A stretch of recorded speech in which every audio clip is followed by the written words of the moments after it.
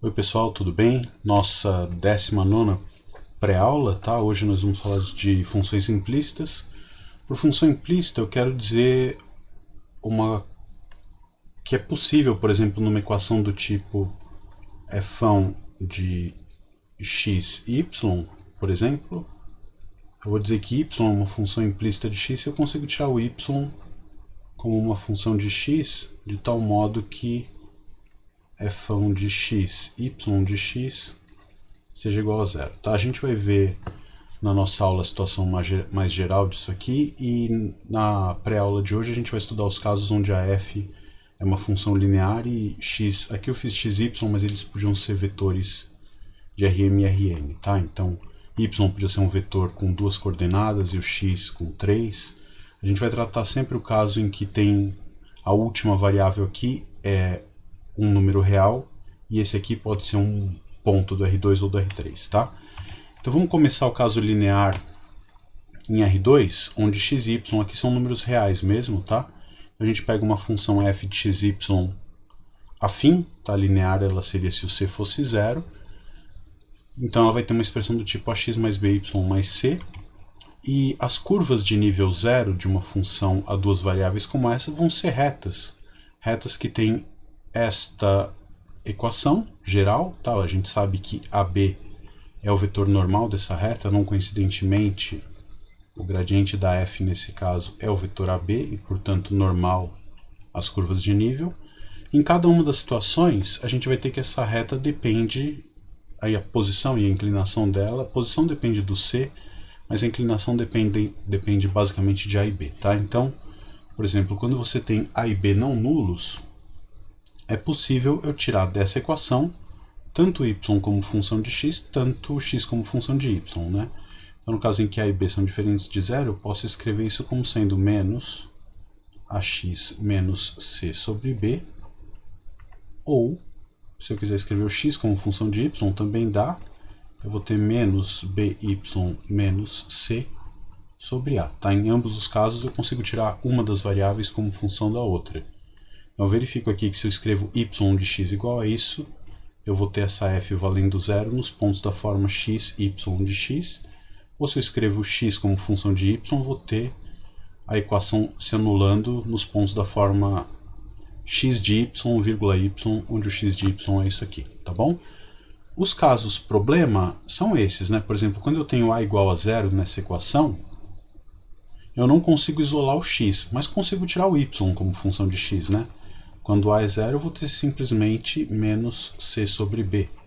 Se a igual a zero e b é diferente de zero, eu tiro y como uma constante, mas eu não consigo tirar o x como função de y, tá? É impossível nesse caso, por quê?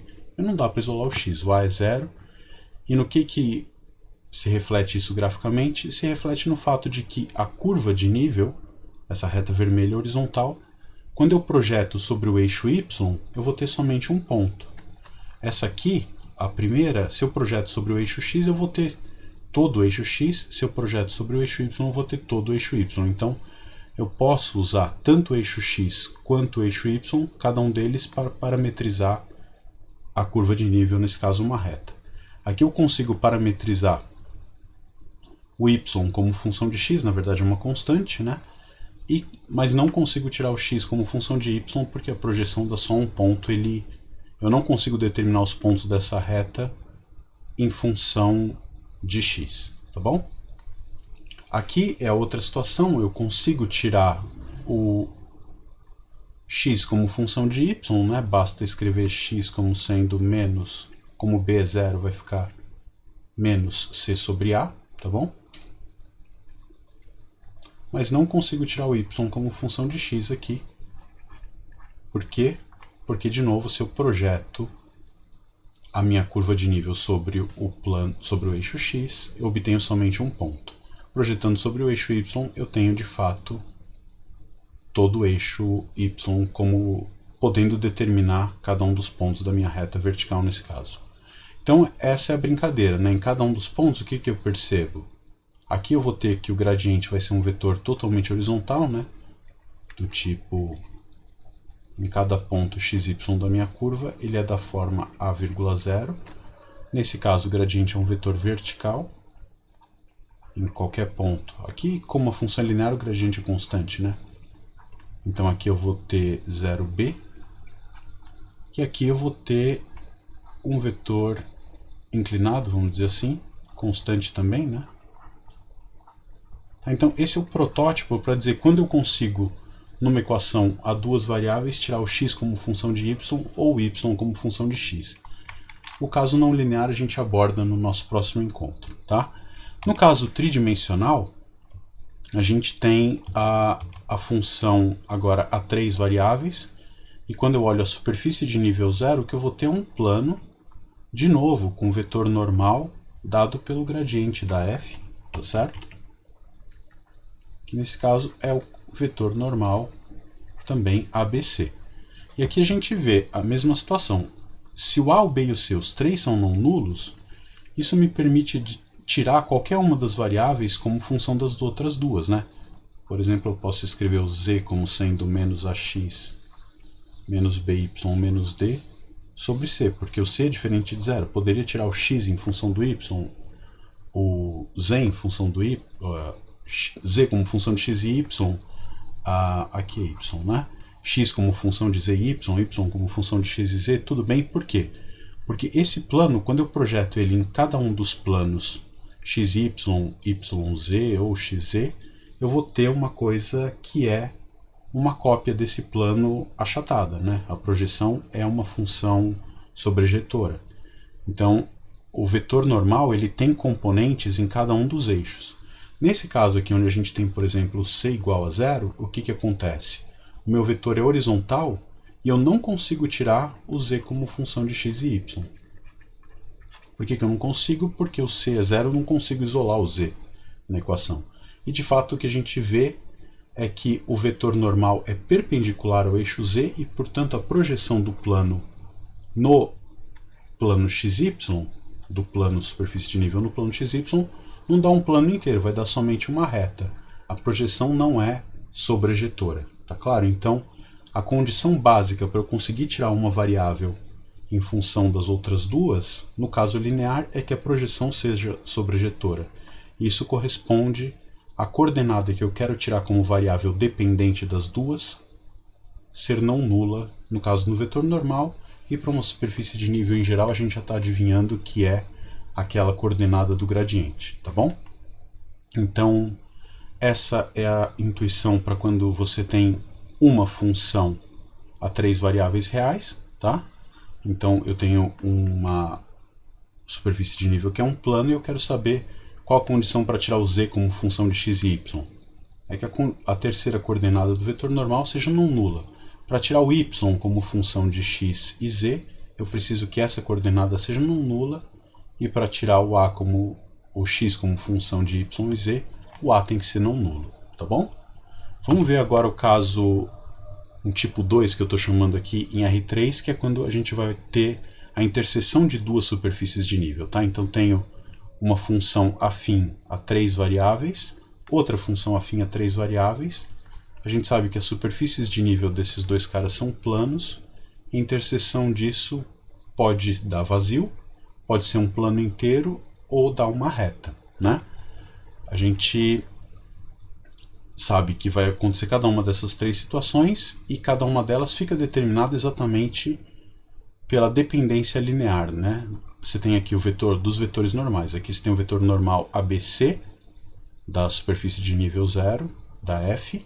Tem o vetor LMN, que é o vetor normal à superfície de nível 0 da função G. Se esses caras são LI, a gente sabe que esses planos se interceptam numa reta. E se eles são LD, aí vai depender dessa constante para dizer se esses planos são paralelos ou coincidentes, tá bom? Então, numa figurinha, o que a gente vai procurar é exatamente caracterizar a solução da interseção dessas duas superfícies de nível, no caso, dois planos, tá?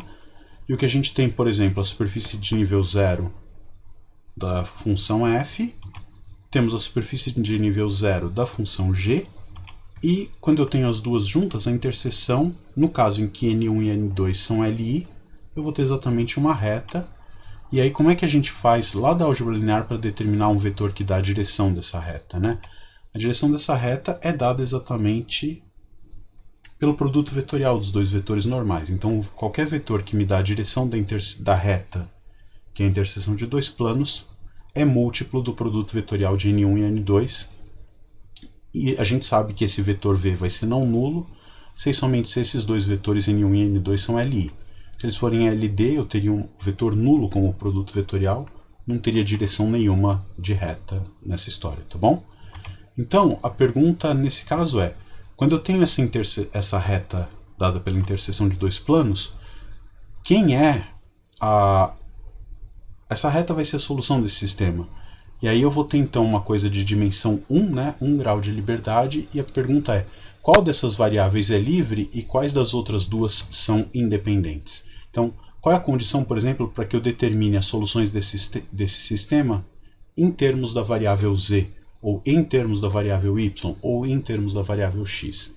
O que a gente vai pensar é o seguinte, para eu garantir que eu possa descrever essa reta em termos da variável z, eu preciso que a projeção dessa reta sobre a variável z seja sobrejetora, ou seja, o vetor v não pode ser perpendicular ao eixo z, né? Então, z é variável livre, no caso linear, tá? Se e somente se, a gente tem que o vetor v, produto escalar com E3, é diferente de zero, ou seja, ele tem alguma componente na direção do eixo z. E uma vez que a gente sabe que o v é paralelo ao produto vetorial, isso aqui quem que é? Ele vai ser proporcional, é a terceira componente do produto vetorial dos vetores normais, né?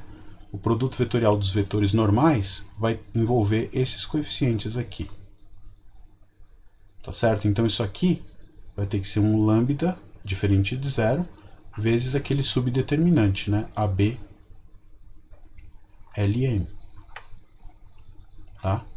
Então eu vou conseguir tirar o z como variável livre se e somente se este subdeterminante AB LN é diferente de zero. Tá bom? Porque esse lambda aqui tem que ser um fator não nulo, né? Ele tem que ter uma componente de fato na direção do eixo z.